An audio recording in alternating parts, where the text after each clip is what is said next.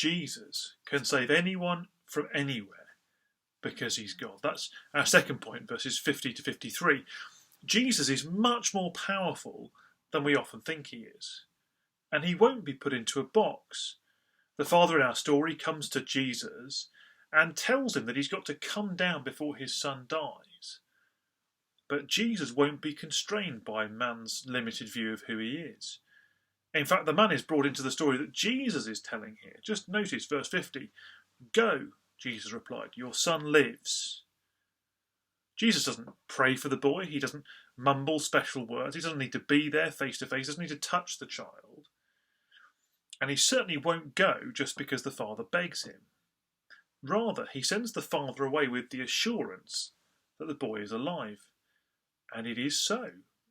On the way home, he bumps into the servants who come to tell him that the boy indeed lives. And working from the hour of his recovery, the man realises that it happened just as Jesus was declaring it so. Just as God spoke and the universe came into being, so Jesus speaks and the healing happens like that. The man came to Jesus with a limited view, and he asked for what he knew Jesus could do. But what he encountered was the God-man of infinite power. With a word, he reached across space and heals the boy. But he does more than that. Did you notice? Because Jesus isn't primarily about bodily healing. So Jesus heals in such a way that for the dad and all his family, it just smashes into their view of who Jesus is. And so, verse 53, he and his whole household believed. And the man had come to Jesus for a physical healing for his son, and Jesus brings him an eternal spiritual salvation by showing the Father more than he realised. More of Jesus' power. Jesus is writing a story, isn't he, about giving new life, living waters welling up to eternal life. That spiritual washing, the being born again. We'll come back to think about that in our next part. But I want to dwell just for a moment on the transformation that seems to have happened to the Father here. And I want to ask us a simple question. Do we come to Jesus for the life we want, or for the life Jesus offers us? Do we come to Jesus for the life we want, or for the life Jesus offers us? See, this father had a very fixed idea about what he needed, and it drives his behaviour. He wants a healing for his son. And he knows Jesus can do healings, so he comes to Jesus. And in this, I take it he's right, isn't he? Jesus can do it when nobody else could, but he's also wrong. His view of Jesus is so inadequate.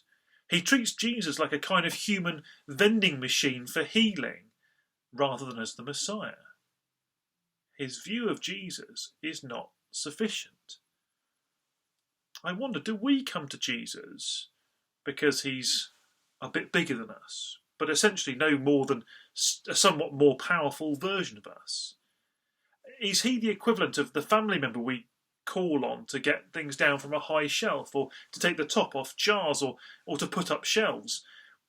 Basically like us, but just a bit better. Is he just a bit better than us at the stuff we want doing? Or is he different to us? That's the question the Father has to ask himself, doesn't he? He begins with a form of believing in Jesus that falls far short of really honouring Jesus as he truly is. Because the object of that faith, the Jesus he has in his head, is so small, he barely matches in any way to the Jesus that's really there.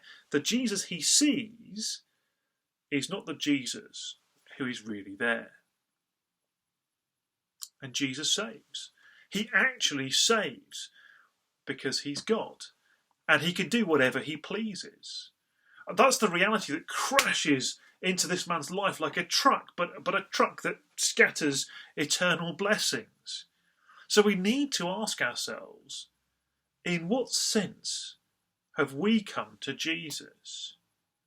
If we've got a tiny Jesus, he'll still be bigger than us, a little bit further along the scale than us.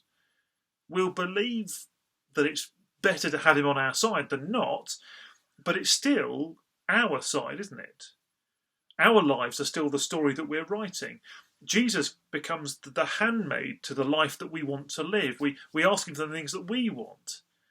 And how disappointed we are when the life we thought we were writing isn't really sticking to the script. I mean, who had COVID-19 in their script for 2020? Jesus did. He's writing a wholly different story, a better story, in which he is the centre. And because he's the author who actually knows what he's talking about, ruling over the past, present and the future with intimate care and sovereign power, then he's writing the best story. And we get this extraordinary privilege of being drawn into the drama. Our parts, I take it, are different to the ones we would write for ourselves, because in our selfishness we want to write ourselves into the leading parts, don't we? Now, if we resist Jesus, I mean, he's still going to carry on writing that story, isn't he? He's still going to keep on working out his purposes, and his purposes will run straight over our hopes and dreams. And God is not the handmaid to your story. He is the Lord and King of creation. He doesn't simply come to us when life gets a bit much for us. He rules over it all the time. He's there in the details. When you talk to your children, when you drive your car, when you go to school, when you wash the dishes, when you get up in the morning, when you go to sleep at night. In every detail, God is there. Jesus is writing the narrative of salvation into the story that he's placed you in. And the question for us this morning is this: will we keep trying to make Jesus orbit around us? Keep trying to fit him into a box where he's just a bit bigger version of us? Or will we accept that he is far bigger than us, far more powerful, far more important? And will we simply recognise that we are in orbit around him like a planet is in orbit around its sun? And we can no more escape the orbit around Jesus, and no more escape playing the parts that we want to play, than the earth can move away from the sun. And if we could, it would be just as disastrous for us as if the earth could just move across the galaxy away from the sun. And we need to recognise how big Jesus, how far along the scale he is, so that we take our right relationship with him.